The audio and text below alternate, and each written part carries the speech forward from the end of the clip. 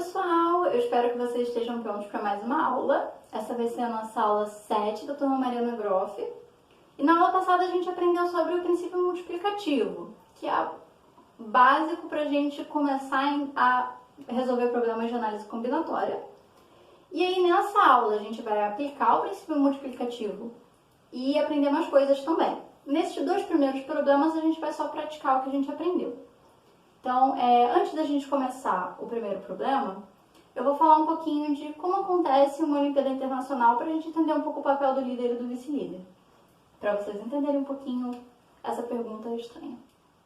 Então, em geral, em competições tradicionais, como a IMO, a Olimpíada do Cone Sul, a Olimpíada Ibero-Americana e a EGMO, que são Olimpíadas que, além de escolher um time, ou seja, os estudantes que vão realizar a prova, a gente também escolhe um líder e um vice-líder, que são normalmente professores engajados com a Olimpíada, que têm suas funções também na Olimpíada. Porque esses alunos todos, e o líder e o vice-líder, eles todos viajam para o mesmo país onde vai ser realizada a Olimpíada. Em geral, é o que acontece.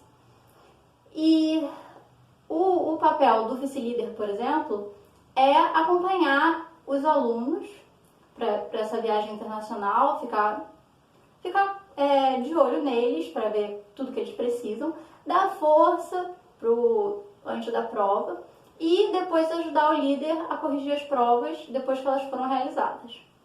E o papel do líder o líder vai ficar afastado dos alunos antes da prova e vai, junto com os outros líderes, decidir como que a prova vai ser, quais vão ser as questões que vão aparecer na prova. O líder, depois que as provas são realizadas, ele é a pessoa que vai corrigir, ele junto com o vice-líder, eles corrigem a prova para garantir que todos os pontos que os alunos fizeram de fato sejam recebidos. Então, além já da correção normal da Olimpíada, que é independente de países, existe uma correção que vai dizer quanto que cada aluno recebeu sua nota, o líder e o vice-líder, eles também corrigem a prova para entrar em consenso com essas outras pessoas sobre quanto que deve valer aquela prova. Dada essa pequena digressão, vamos resolver esse primeiro problema. Ele é o seguinte: você tem um grupo de 10 pessoas e você quer escolher dentre essas 10 pessoas uma pessoa para ser o líder e uma pessoa para ser o vice-líder. Como que a gente pode fazer isso? Bom, a gente pode, por exemplo, primeiro escolher quem vai ser o líder, né? A gente tem 10 possibilidades para escolher um líder. Então, se aqui eu quero escolher um líder, eu tenho 10 possibilidades para essa escolha. Eu também tenho que escolher um vice-líder. Dado que eu já escolhi um líder, eu vou precisar escolher um vice-líder. Mas o vice-líder não pode ser a mesma pessoa, já que eles têm funções diferentes. Então o vice-líder, ele não vai poder ser o líder, então sobraram só 9 pessoas para ocupar a posição de vice-líder. Então, vão ter só 9 opções, dado que eu já escolhi o líder. Como eu quero um líder e um vice-líder, e a palavrinha "e" quer dizer que eu vou ter que fazer o produto, então a resposta vai ser 90, que é simplesmente 10 vezes 9. Não importa quem eu decidi escolher primeiro, se foi o líder ou o vice-líder. Eu posso simplesmente primeiro escolher o vice-líder, tenho 10 opções, e depois escolher um líder, tenho 9 opções, vai dar no mesmo. A segunda questão é o seguinte: eu quero fazer uma bandeira, né? Então, minha bandeira vai ser muito normal, né? Não vai ser que nem a bandeira do Brasil. Como muitos países 3 faixas horizontais assim. E eu vou costurar com tecidos de 6 possíveis cores. Então, um dos meus pedidos é que todas essas cores dessa bandeira sejam diferentes. Eu quero ter 3 cores na minha bandeira. E eu quero usar dentre essas 6 opções de cores.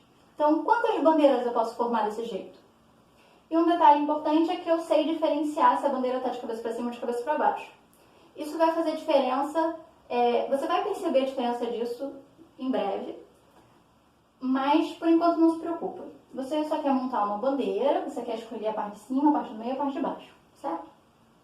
Então, para escolher a cor da parte de cima, por exemplo, a princípio eu tenho 6 opções. São 6 cores, então a faixa de cima pode ser escolhida de 6 formas diferentes.